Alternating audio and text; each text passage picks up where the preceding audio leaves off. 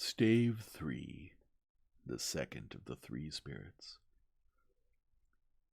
Awaking in the middle of a prodigiously tough snore, and sitting up in bed to get his thoughts together, Scrooge had no occasion to be told that the bell was again upon the stroke of 1. He felt that he was restored to consciousness in the right nick of time for the especial purpose of holding a conference with the second messenger dispatched to him through Jacob Marley's intervention. But finding that he turned uncomfortably cold when he began to wonder which of his curtains this new spectre would draw back, he put them every one aside with his own hands, and lying down again established a sharp lookout all round the bed, for he wished to challenge the spirit on the moment of its appearance, and did not wish to be taken by surprise and made nervous.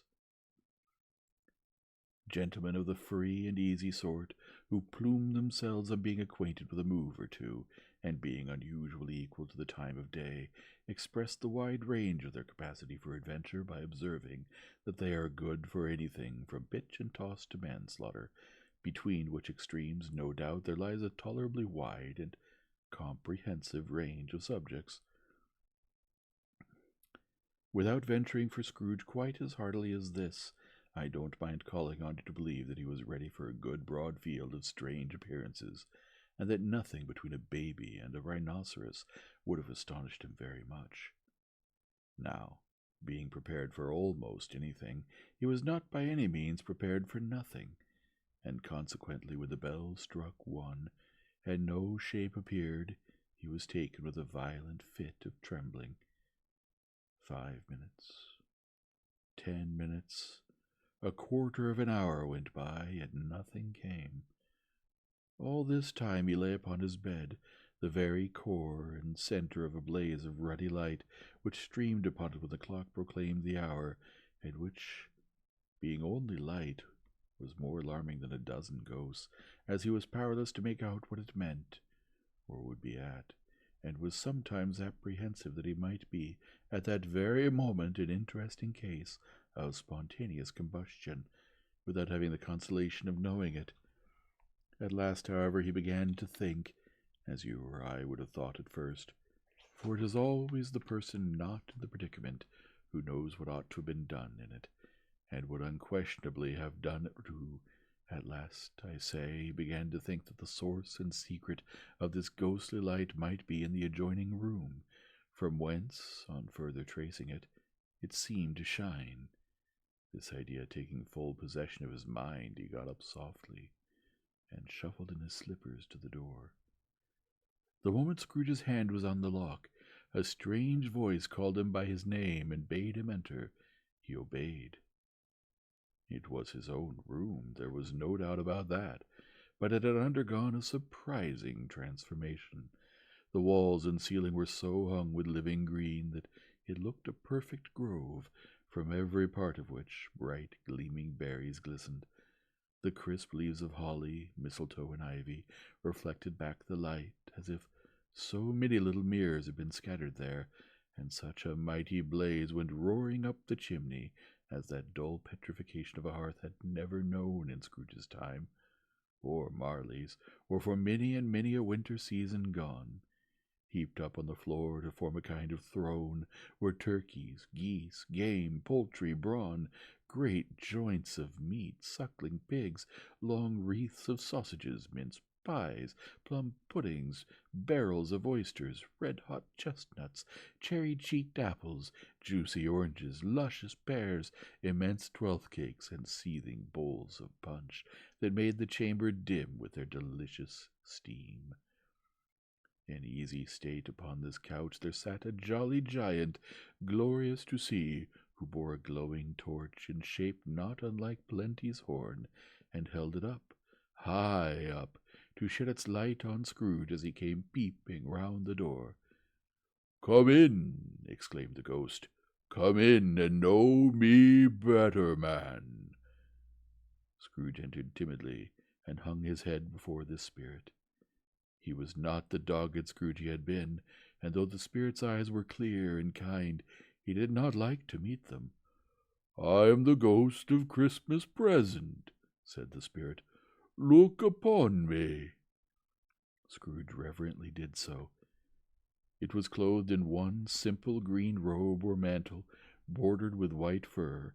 This garment hung so loosely on the figure that its capacious breast was bare, as if disdaining to be warded or concealed by any artifice. Its feet, observable beneath the ample folds of the garment, were also bare, and on its head it wore no other covering than a holly wreath, set here and there with shining icicles. Its dark brown curls were long and free as its genial face, its sparkling eyes, its open hand, its cheery voice, its unconstrained demeanor, and its joyful air. Girded round its middle was an antique scabbard, but no sword was in it, and the ancient sheath was eaten up with rust. "You have never seen the like of me before," exclaimed the spirit. "Never," Scrooge made answer to it. "Have never walked forth with the younger members of my family, meaning, for I am very young, my elder brothers born in these later years," pursued the phantom. "I don't think I have," said Scrooge. "I'm afraid I have not. Have you had many brothers, spirit?" "More than 1,800, said the ghost. "A tremendous family to provide for," muttered Scrooge. The ghost of Christmas present rose. "Spirit," said Scrooge submissively, "conduct me where you will. I went forth last night on compulsion, and I learned a lesson which is working now. Tonight, if you have aught to teach me, let me profit by it." "Touch my robe." Scrooge did as he was told, and held it fast. Holly, mistletoe, red berries, ivy, turkey, geese, game, poultry, brawn, meat, pigs, sausages, oysters, pies, puddings, fruit, and punch, all vanished instantly. So did the room, the fire, the ruddy glow, the hour of night, and they stood in the city streets on Christmas morning, where, for the weather was severe, the people made a rough but brisk and not unpleasant kind of music in scraping the snow from the pavement in front of their dwellings, and from the tops of their houses. Once it was mad delight to the boys to see it come plumping down to the road below, and splitting into artificial little snowstorms.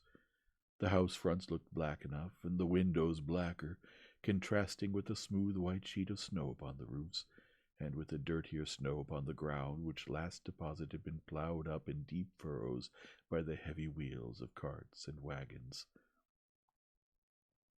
Furrows that crossed and recrossed each other hundreds of times where the great streets branched off, and made intricate channels hard to trace in the thick yellow mud and icy water. The sky was gloomy, and the shortest streets were choked up with a dingy mist, half thawed, half frozen, whose heavier particles descended in a shower of sooty atoms, as if all the chimneys in Great Britain had, by one consent, caught fire and were blazing away to their dear hearts' content. There was nothing very cheerful in the climate or the town, and yet was there an air of cheerfulness abroad that the clearest summer air and brightest summer sun might have endeavored to diffuse in pain. For the people who were shoveling away on the housetops were jovial and full of glee, calling out to one another from the parapets, and now and then exchanging a facetious snowball batter, better-natured missile far than many a wordy jest, laughing heartily if it went right, and not less heartily if it went wrong. The poulterers' shops were still half open, and the fruiterers were radiant in their glory. There were great, round, pot-bellied baskets of chestnuts, shaped like the waistcoats of jolly old gentlemen, lolling at the doors and tumbling out into the street in their apoplectic opulence. There were ruddy, brown-faced, broad-girthed Spanish onions, shining in the fatness of their growth like Spanish friars, and winking from their shelves in wanton slyness at the girls as they went by, and glanced demurely at the hung-up mistletoe. There were pears and apples, clustered high in blooming pyramids. There were bunches of grapes, made in the shopkeeper's benevolence to dangle from conspicuous hooks, that people's mouths might water gratis as they passed. There were piles of filberts, mossy and brown, recalling in their fragrance ancient walks among the woods, and pleasant shufflings ankle-deep through withered leaves. There were Norfolk biffins, squab and swarthy, setting off the yellow of the oranges and lemons, and in the great compactness of their juicy persons, urgently entreating and beseeching to be carried home in paper bags and eaten after dinner. The very gold and silver fish set forth among these choice fruits in a bowl, though members of a dull and stagnant-blooded race, appeared to know that there was something going on, and to a fish went gasping round and round their little world in slow and passionless excitement. The grocers, oh, the grocers, nearly closed, with perhaps 2 shutters down, or 1, but through those gaps such glimpses. It was not alone that the scales descending on the counter made a merry sound, or that the twine and roller parted company so briskly, or that the canisters were rattled up and down like juggling tricks, or even that the blended scents of tea and coffee were so grateful to the nose, or even that the raisins were so plentiful and rare, the almonds so extremely white, the sticks of cinnamon so long and straight, the other spices so delicious, the candied fruits so caked and spotted with molten sugar, as to make the coldest lookers-on feel faint and subsequently bilious. Nor was it that the figs were moist and pulpy, or that the French plums blushed in modest tartness from their highly decorated boxes, or that everything was good to eat and in its Christmas dress, but the customers were all so hurried and so eager in the hopeful promise of the day that they tumbled up against each other at the door, crashing their wicker baskets wildly, and left their purchases upon the counter, and came running back to fetch them, and committed hundreds of the like mistakes in the best humor possible, while the grocer and his people were so frank and fresh that the polished hearts with which they fastened their aprons behind might have been their own, worn outside for general inspection and for Christmas daws to peck at if they chose. But soon the steeples called good people all to church and chapel, and away they came, flocking through the streets in their best clothes, and with their greyest faces, and at the same time there emerged from scores of by-streets, lanes, and nameless turnings innumerable people, carrying their dinners to the bakers' shops. The sight of these poor revellers appeared to interest the spirit very much, for he stood with Scrooge beside him in a baker's doorway, and taking off the covers as their bearers passed, sprinkled incense on their dinners from his torch. And it was a very uncommon kind of torch, for once or twice, when there were angry words between some dinner-carriers who had jostled each other, he shed a few drops of water on them from it, and their good humor was restored directly, for they said it was a shame to quarrel upon Christmas Day, and so it was. God love it, so it was. In time the bells ceased, and the bakers were shut up, and yet there was a genial shadowing forth of all these dinners, and the progress of their cooking, in the thawed blotch of wet above each baker's oven, where the pavement smoked as if its stones were cooking too. "Is there a peculiar flavor in what you sprinkle from your torch?" asked Scrooge. "There is. My own." "Would it apply to any kind of dinner on this day?" asked Scrooge. "To any kindly given. To a poor one most." "Why to a poor one most?" asked Scrooge. "Because it needs it most." "Spirit," said Scrooge after a moment's thought, "I wonder you, of all the beings in the many worlds about us, should desire to cramp these people's opportunities of innocent enjoyment." "I?" cried the spirit. "You would deprive them of their means of dining every 7th day, often the only day on which they can be said to dine at all," said Scrooge. "Wouldn't you?" "I?" cried the spirit. "You seek to close these places on the 7th day," said Scrooge, "and it comes to the same thing." "I seek!" exclaimed the spirit. "Forgive me if I'm wrong. It has been done in your name, or at least in that of your family," said Scrooge. "There are some upon this earth of yours," returned the spirit, "who lay claim to know us, and who do their deeds of passion, pride, ill will, hatred, envy, bigotry, and selfishness in our name, who are as strange to us and all our kith and kin as if they had never lived. Remember that, and charge their doings on themselves, not us." Scrooge promised that he would, and they went on, invisible as they had been before, into the suburbs of the town. It was a remarkable quality of the ghost, which Scrooge had observed at the baker's, that notwithstanding his gigantic size he could accommodate himself to any place with ease, and that he stood beneath a low roof quite as gracefully and like a supernatural creature as it was possible he could have done in any lofty hall. And perhaps it was the pleasure the good spirit had in showing off this power of his, or else it was his own kind, generous, hearty nature, and his sympathy with all poor men, that led him straight to Scrooge's clerks, for there he went, and took Scrooge with him, holding to his robe, and on the threshold of the door the spirit smiled, and stopped to bless Bob Cratchit's dwelling with the sprinkling of his torch. Think of that! Bob had but 15 bob a week himself. He pocketed on Saturdays but 15 copies of his Christian name, and yet the ghost of Christmas Pleasant blessed his 4-roomed house.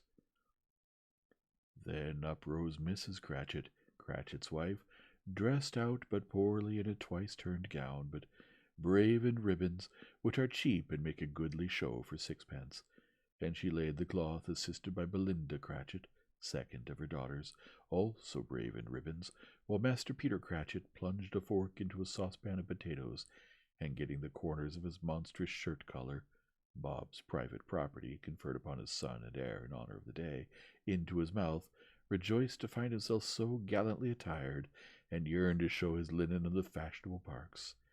And now 2 smaller Cratchits, boy and girl, came tearing in, screaming that outside the baker's they had smelt the goose, and known it for their own, and basking in luxurious thoughts of sage and onion, these young Cratchits danced about the table, and exalted Master Peter Cratchit to the skies, while he, not proud, although his collars nearly choked him, blew the fire until the slow potatoes, bubbling up, knocked loudly at the saucepan lid to be let out and peeled.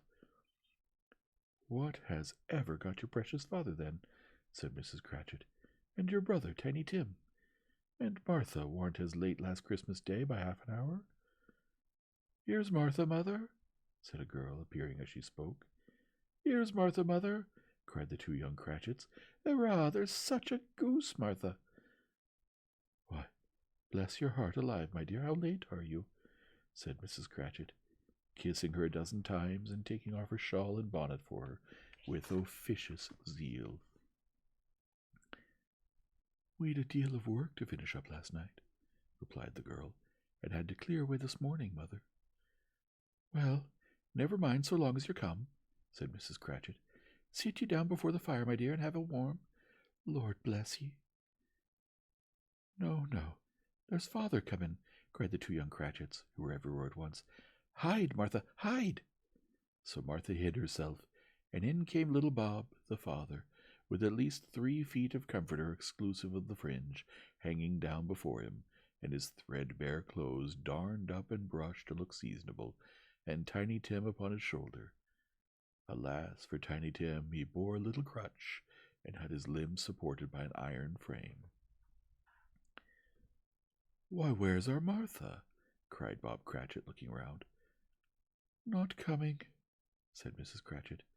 "Not coming," said Bob, with a sudden declension in his high spirits, for he had been Tim's blood horse all the way from church, and had come home rampant. "Not coming upon Christmas Day!"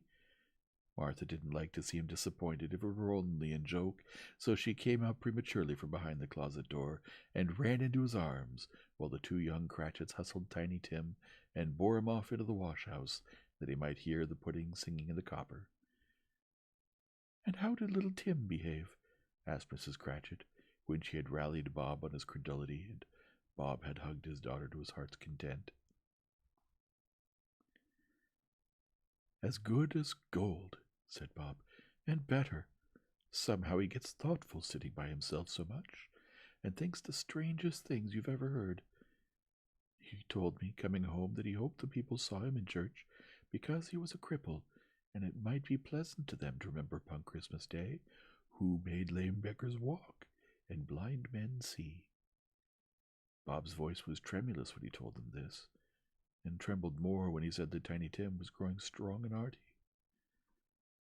His active little crutch was heard upon the floor, and back came Tiny Tim before another word was spoken, escorted by his brother and sister to his stool before the fire, and while Bob, turning up his cuffs as if, poor fellow, they were capable of being made more shabby, compounded some hot mixture in a jug with gin and lemons, and stirred it round and put it on the hob to simmer, Master Peter and the two ubiquitous young Cratchits went to fetch the goose, with which they soon returned in high procession. Such a bustle ensued that you might have thought a goose the rarest of all birds, a feathered phenomenon, to which a black swan was a matter of course, and in truth it was something very like it in that house. Mrs. Cratchit made the gravy, ready beforehand in a little saucepan, hissing hot. Master Pete mashed the potatoes with incredible vigor. Miss Belinda sweetened up the apple-sauce. Martha dusted the hot plates. Bob took Tiny Tim beside him in a tiny corner at the table. The two young Cratchits set chairs for everybody, not forgetting themselves, and mounting guard upon their posts, crammed spoons into their mouths, lest they should shriek for goose before their turn came to be helped. At last the dishes were set on, and grace was said. It was succeeded by a breathless pause as Mrs. Cratchit, looking slowly all along the carving-knife, prepared to plunge it in the breast. But when she did, and when the long-expected gush of stuffing issued forth, one murmur of delight arose around all the board, and even Tiny Tim, excited by the two young Cratchits, beat on the table with the handle of his knife, and feebly cried, "Hurrah!" There never was such a goose. Bob said he didn't believe there ever was such a goose cooked. Its tenderness and flavor, size and cheapness, were the themes of universal admiration. Eked out by apple-sauce and mashed potatoes, it was a sufficient dinner for the whole family.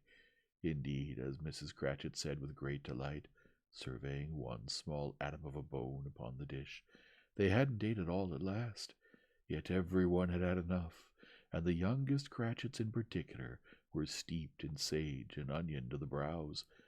But now, the plates being changed by Miss Belinda, Mrs. Cratchit left the room alone, too nervous to bear witness, to take the pudding up and bring it in. Suppose it should not be done enough?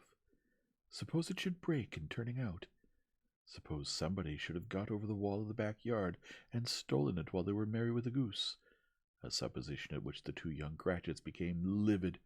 All sorts of horrors were supposed. Hello! A great deal of steam. The pudding was out of the copper. A smell like a washing day. That was the cloth. A smell like an eating-house and a pastry-cook's next door to each other, with a laundress's next door to that. That was the pudding. In half a minute Mrs. Cratchit entered, flushed but smiling proudly with the pudding, like a speckled cannon-ball, so hard and firm, blazing in half a quartern of ignited brandy, and bedight with Christmas holly stuck into the top. "Oh, what a wonderful pudding!"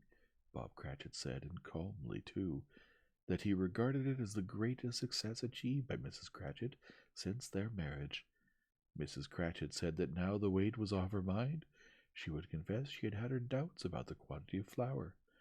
Everybody had something to say about it, but nobody said or thought it was at all a small pudding for a large family. It would have been flat heresy to do so. Any Cratchit would have blushed to hint at such a thing. At last the dinner was all done. The cloth was cleared, the hearth swept, and the fire made up. The compound in the jug being tasted and considered perfect, apples and oranges were put upon the table, and a shovelful of chestnuts on the fire. Then all the Cratchit's family drew round the hearth in what Bob Cratchit called a circle, meaning half a one, and at Bob Cratchit's elbow stood the family display of glass, 2 tumblers and a custard cup without a handle. These held the hot stuff from the jug, however, as well as golden goblets would have done, and Bob served it out with beaming looks, while the chestnuts on the fire sputtered and crackled noisily. Then Bob proposed, "A Merry Christmas to us all, my dears.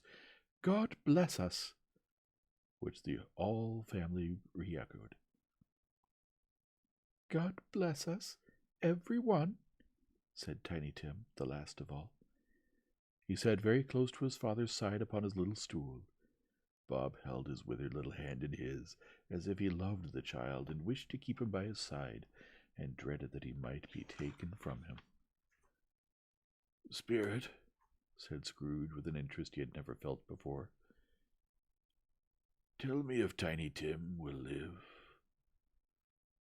"I see a vacant seat," replied the ghost, "in the poor chimney corner, and a crutch without an owner, carefully preserved. If these shadows remain unaltered by the future, the child will die." "No, no," said Scrooge. "Oh, no, kind spirit, say he will be spared." "If these shadows remain unaltered by the future, none other of my race," returned the ghost, "will find him here. What then? If he be like to die, he had better do it, and decrease the surplus population." Scrooge hung his head near his own words quoted by the spirit, and was overcome with penitence and grief. "Man," said the ghost, "if a man you be in heart, not adamant, forbear that wicked cant until you have discovered what the surplus is, and where it is. Will you decide what men shall live, what men shall die? It may be that in the sight of heaven you are more worthless and less fit to live than millions like this poor man's child. O God, to hear the insect on the leaf pronouncing on the too much life among his hungry brothers in the dust." Scrooge bent before the ghost's rebuke, and trembling cast his eyes upon the ground, but he raised them speedily on hearing his own name. "Mr. Scrooge," said Bob. "I'll give you Mr. Scrooge, the founder of the feast." "The founder of the feast, indeed!" cried Mrs. Cratchit, reddening. "I wish I had him here. I'd give him a piece of my mind to feast upon, and I hope he'd have a good appetite for it." "My dear," said Bob, "the children. Christmas Day." "It should be Christmas Day, I am sure," said she, "on which one drinks the health of such an odious, stingy, hard, unfeeling man as Mr. Scrooge. You know he is, Robert. Nobody knows it better than you do, poor fellow." "My dear," was Bob's mild answer, "Christmas Day." "I'll drink his health for your sake and the day's," said Mrs. Cratchit. "Not for his. Long life to him. A Merry Christmas and a Happy New Year. He'll be very merry and very happy, I have no doubt." The children drank the toast after her. It was the first after their proceedings which had no heartiness. Tiny Tim drank it last of all, but he didn't care twopence for it.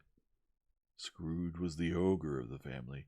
The mention of his name cast a dark shadow on the party, which was not dispelled for a full 5 minutes. After it had passed away, they were 10 times merrier than before, from the mere relief of Scrooge the baleful being done with.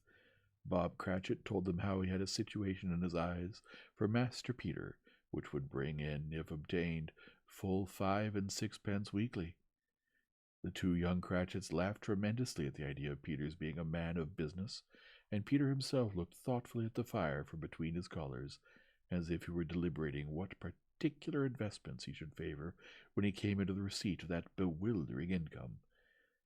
Martha, who was a poor apprentice at a milliner's, then told them what kind of work she had to do, and how many hours she worked at a stretch, and how she meant to lie abed tomorrow morning for a good long rest, tomorrow being a holiday she passed at home. Also how she had seen a countess and a lord some days before, and how the lord was much about as tall as Peter, at which Peter pulled up his collar so high that you couldn't have seen his head if you had been there. All this time the chestnuts and the jug went round and by they had a song about a lost child traveling in the snow, from Tiny Tim, who had a plaintive little voice, and sang it very well indeed. There was nothing of high mark in this. They were not a handsome family. They were not well dressed. Their shoes were far from being waterproof. Their clothes were scanty, and Peter might have known, and very likely did, the inside of a pawnbroker's.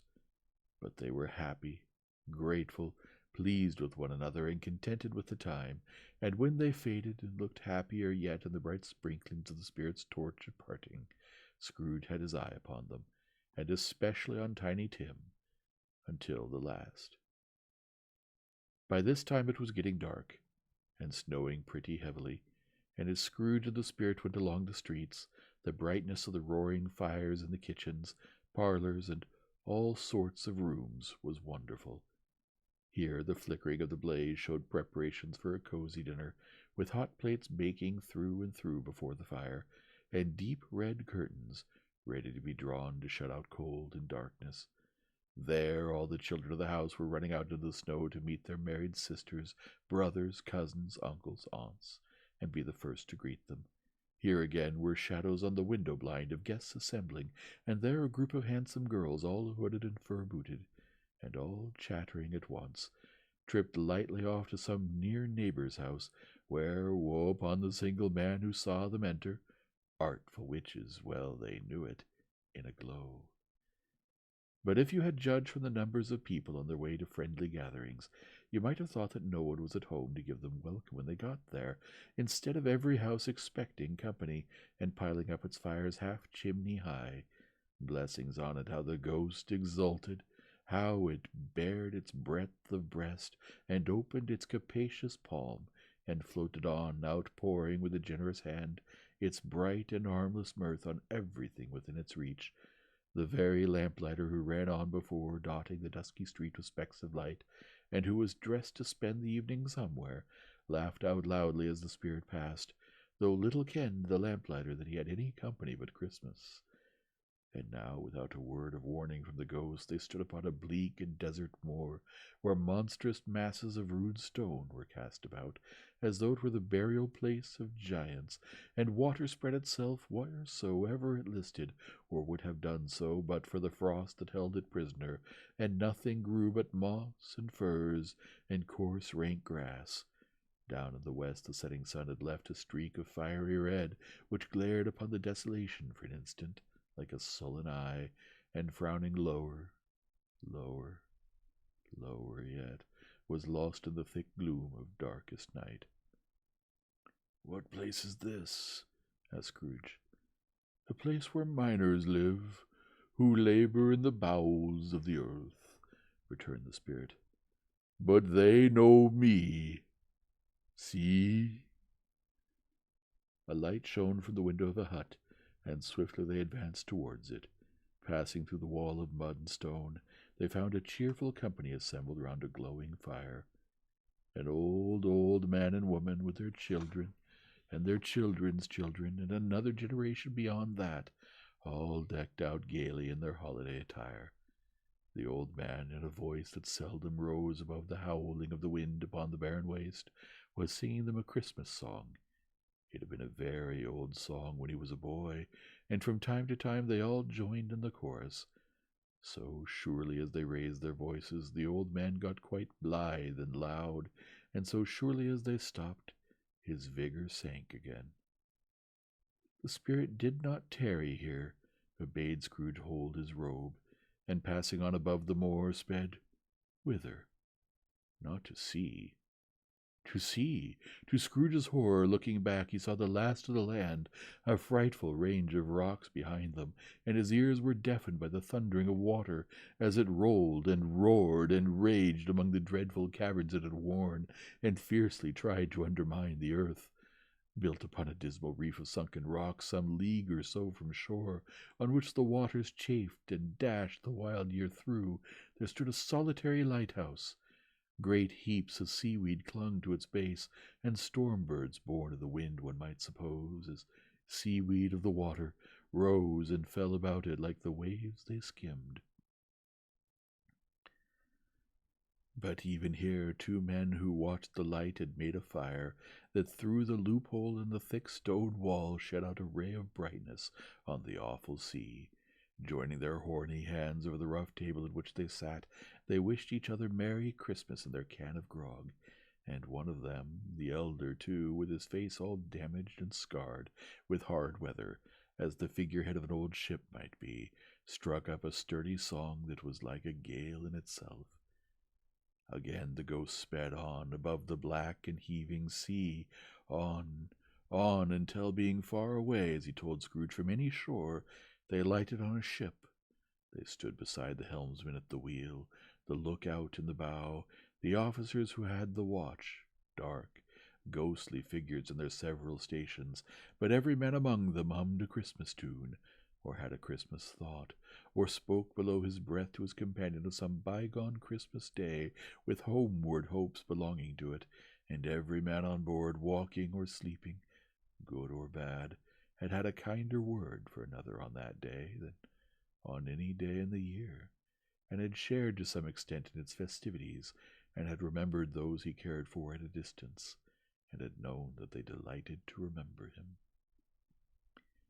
It was a great surprise to Scrooge, while listening to the moaning of the wind, and thinking what a solemn thing it was to move on through the lonely darkness over an unknown abyss, whose depths were secrets as profound as death. It was a great surprise to Scrooge, while thus engaged, to hear a hearty laugh. It was a much greater surprise to Scrooge to recognize it as his own nephew's, and to find himself in a bright, dry, gleaming room, with the spirit standing smiling by his side, and looking at that same nephew with approving affability. Laughed Scrooge's nephew. If you should happen, by any unlikely chance, to know a man more blessed in a laugh than Scrooge's nephew, all I can say is I should like to know him too. Introduce him to me, and I'll cultivate his acquaintance. It is a fair, even-handed, noble adjustment of things, that while there is infection and disease and sorrow, there is nothing in the world so irresistibly contagious as laughter and good humor. When Scrooge's nephew laughed in this way, holding his sides, rolling his head, and twisting his face into the most extravagant contortions, Scrooge's niece by marriage laughed as heartily as he, and their assembled friends, being not a bit behindhand, roared out lustily, "Ha, ha, ha, ha, ha, ha! He said that Christmas was a humbug, as I live," cried Scrooge's nephew. "He believed it, too." "More shame for him, Fred," said Scrooge's niece indignantly. "Bless those women! They never do anything by halves. They are always in earnest." She was very pretty, exceedingly pretty, with a dimpled, surprised-looking, capital face, a ripe little mouth that seemed made to be kissed, as no doubt it was, all kinds of good little dots about her chin that melted into one another when she laughed, the sunniest pair of eyes you ever saw in any little creature's head. Altogether she was what you would have called provoking, you know, but satisfactory, too. Oh, perfectly satisfactory. "He's a comical old fellow," said Scrooge's nephew. "That's the truth, and not so pleasant as he might be. However, his offences carry their own punishment, and I have nothing to say against him." "I'm sure he's very rich, Fred," hinted Scrooge's niece. "At least you always tell me so." "What of that, my dear?" said Scrooge's nephew. "His wealth is of no use to him. He don't do any good with it. He don't make himself comfortable with it. He hasn't the satisfaction of thinking that he's ever going to benefit us with it." "I have no patience with him," observed Scrooge's niece. Scrooge's niece's sisters and all the other ladies expressed the same opinion. "Oh, I have," said Scrooge's nephew. "I'm sorry for him. I couldn't be angry with him if I tried. Who suffers by his ill whims? Himself, always. Here he takes it into his head to dislike us, and he won't come and dine with us. What's the consequence? He don't lose much of a dinner." "Indeed, I think he loses a very good dinner, interrupted Scrooge's niece. Everybody else said the same, and they must be allowed to have been competent judges, because they had just had dinner, and with the dessert upon the table were clustered round the fire by lamplight. Well, I'm very glad to hear it, said Scrooge's nephew, because I haven't great faith in these young housekeepers. What do you say, Topper? Topper had clearly got his eyes upon one of Scrooge's niece's sisters, for he answered that a bachelor was a wretched outcast who had no right to express an opinion on the subject. Whereat Scrooge's niece's sister, the plump one with the lace tucker, not the one with the roses, blushed. Do go on, Fred, said Scrooge's niece, clapping her hands. He never finishes what he begins to say. He is such a ridiculous fellow. Scrooge's nephew revelled in another laugh, and as it was impossible to keep the infection off, though the plump sister tried hard to do it with aromatic vinegar, his example was unanimously followed.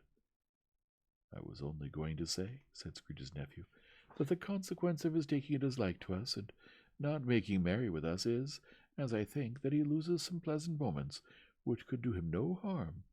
I'm sure he loses pleasanter companions than he can find in his own thoughts, either in his mouldy old office or his dusty chambers. I mean to give him the same chance every year, whether he likes it or not, for I pity him. He may rail at Christmas till he dies, but he can't help thinking better of it. I defy him, if he finds me going there in good temper, year after year, and saying, Uncle Scrooge, how are you? If it only puts him in the vein to leave his poor clerk £50. That's something, and I think I shook him yesterday. It was their turn to laugh now at the notion of his shaking Scrooge, but being thoroughly good-natured and not much caring what they laughed at, so that they laughed at any rate, he encouraged them in their merriment, and passed the bottle joyously. After tea they had some music, for they were a musical family, and knew what they were about when they sung a glee or catch, I can assure you, especially Topper, who could growl away in the bass like a good one, and never swell the large veins in his forehead, or get red in the face over it. Scrooge's niece played well upon the harp, and played among other tunes a simple little air, a mere nothing you might learn to whistle in 2 minutes, which had been familiar to the child who fetched Scrooge from the boarding-school, as he had been reminded by the ghost of Christmas past. When this strain of music sounded, all the things that Ghost had shown him came upon his mind. He softened more and more, and thought that if he could have listened to it often, years ago, he might have cultivated the kindnesses of life for his own happiness, with his own hands, without resorting to the sexton's spade that buried Jacob Marley. But they didn't devote the whole evening to music. After a while they played at forfeits, for it is good to be children sometimes, and never better than at Christmas, when its mighty founder was a child himself. Stop. There was first a game at Blind Man's Bluff. Of course there was, and I no more believe Topper was really blind than I believe he had eyes in his boots. My opinion is that it was a done thing between him and Scrooge's nephew, and that the ghost of Christmas present knew it. The way he went after that plump sister in the lace tucker was an outrage on the credulity of human nature, knocking down the fire islands, tumbling over the chairs, bumping against the piano, smothering himself among the curtains. Wherever she went, there went he. He always knew where the plump sister was. He wouldn't catch anybody else. If you had fallen up against him, as some of them did, on purpose, he would have made a feint of endeavoring to seize you, which would have been an affront to your understanding, and would instantly have sidled off in the direction of the plump sister. She often cried out that it wasn't fair, and it really was not. But when at last he caught her, when in spite of all her silken rustlings and her rapid flutterings past him, he got her into a corner whence there was no escape, then his conduct was the most execrable. For his pretending not to know her, his pretending that it was necessary to touch her head-dress, and further to assure himself of her identity by pressing a certain ring upon her finger and a certain chain about her neck, was vile, monstrous. No doubt she told him her opinion of it, when another blind man being in office, they were so very confidential together, behind the curtains. Scrooge's niece was not one of the blind man's bluff party, but was made comfortable with a large chair and a footstool in a snug corner, where the ghost and Scrooge were close behind her. But she joined in the forfeits, and loved her love to admiration with all the letters of the alphabet. Likewise at the game of how, when, and where she was very great, and to the secret joy of Scrooge's nephew beat her sisters hollow, though they were sharp girls too, as Topper could have told you. There might have been 20 people there, young and old, but they all played, and so did Scrooge, for wholly forgetting in the interest he had in what was going on, that his voice made no sound in their ears. He sometimes came out with his guess quite loud, and very often guessed quite right, too, for the sharpest needle, best Whitechapel warranted not to cut in the eye, was not sharper than Scrooge, blunt as he took it in his head to be. The ghost was greatly pleased to find him in this mood, and looked upon him with such savour that he begged like a boy to be allowed to stay till the guests departed. But this, the spirit said, could not be done. "Here is a new game," said Scrooge. "1 half-hour, spirit. Only one." It was a game called Yes and No, where Scrooge's nephew had to think of something, and the rest must find out what, he only answering to their questions yes or no, as the case was. The brisk fire of questioning to which he was exposed elicited from him that he was thinking of an animal, a live animal, rather a disagreeable animal, a savage animal, an animal that growled and grunted sometimes, and talked sometimes, and lived in London and walked about the streets, and wasn't made a show of, and wasn't led by anybody, and didn't live in a menagerie, and was never killed in a market, and was not a horse, or an ass, or a cow, or a bull, or a tiger, or a dog, or a pig, or a cat, or a bear.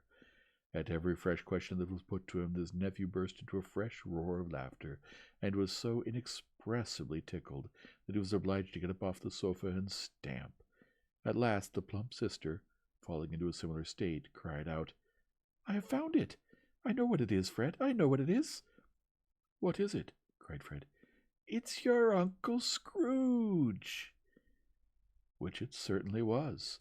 Admiration was the universal sentiment, though some objected that the reply to "Is it a bear?" ought to have been yes, inasmuch as an answer in the negative was sufficient to have diverted their thoughts from Mr. Scrooge, supposing they had ever had any tendency that way. "He has given us plenty of merriment, I'm sure," said Fred, "and it would be ungrateful not to drink his health. Here's a glass of mulled wine ready to our hand at the moment, and I say, Uncle Scrooge." "Well, Uncle Scrooge," they cried. "A Merry Christmas and Happy New Year to the old man, wherever he is," said Scrooge's nephew. "He wouldn't take it from me, but may he have it nevertheless. Uncle Scrooge." Uncle Scrooge had imperceptibly become so gay and light of heart that he would have pledged the unconscious company in return, and thanked them in an inaudible speech, if the ghost had given him time. But the whole scene passed off in the breath of the last words spoken by his nephew, and he and the spirit were again upon their travels. Much they saw, and far they went, and many homes they visited, but always with a happy end. The spirit stood beside sick beds, and they were cheerful, on foreign lands, and they were close at home, by struggling men, and they were patient in their greater hope, by poverty, and it was rich, in almshouse, hospital, and jail, in misery's every refuge, where vain man and his little brief authority had not made fast the door and barred the spirit out, he left his blessing and taught Scrooge his precepts. It was a long night, if it were only a night, but Scrooge had his doubts of this, because the Christmas holidays appeared to be condensed into the space of time they passed together. It was strange, true, that while Scrooge remained unaltered in his outward form, the ghost grew older, clearly older.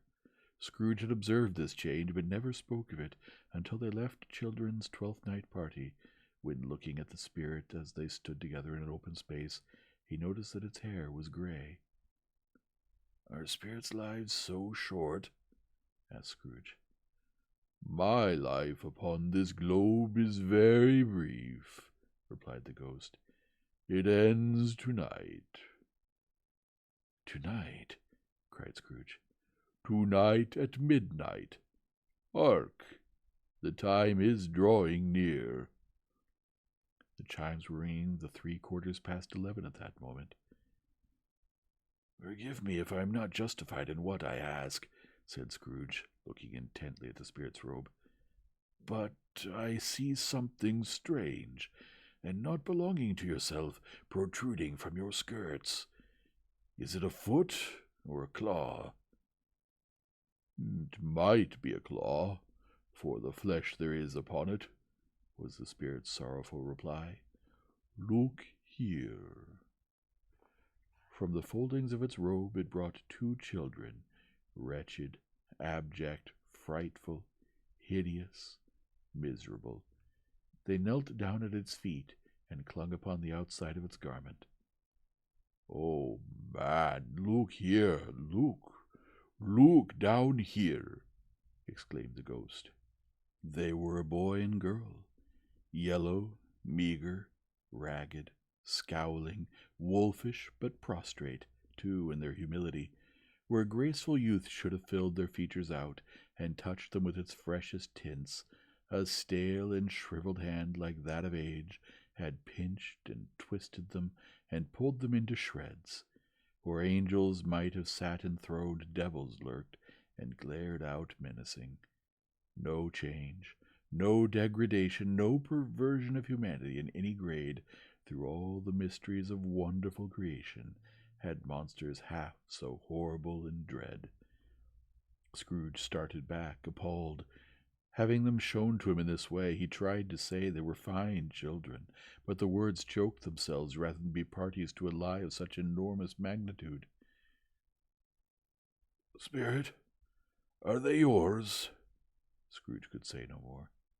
They are man's, said the spirit, looking down upon them, and they cling to me, appealing from their fathers. This boy is ignorance, this girl is want. Beware them both, and all of their degree. But most of all beware the boy, for on his brow I see that written which is doom, unless the writing be erased. Deny it, cried the spirit, stretching out its hands towards the city. Slander those who tell it ye. Admit it for your factious purposes, and make it worse, and bide the end. Have they no refuge or resource? Cried Scrooge. Are there no prisons? Said the spirit, turning on him for the last time with his own words. Are there no workhouses? The bell struck 12. Scrooge looked about him for the ghost, and saw it not. As the last stroke ceased to vibrate, he remembered the prediction of old Jacob Marley, and lifting up his eyes, beheld a solemn phantom, draped and hooded, coming like a mist along the ground towards him.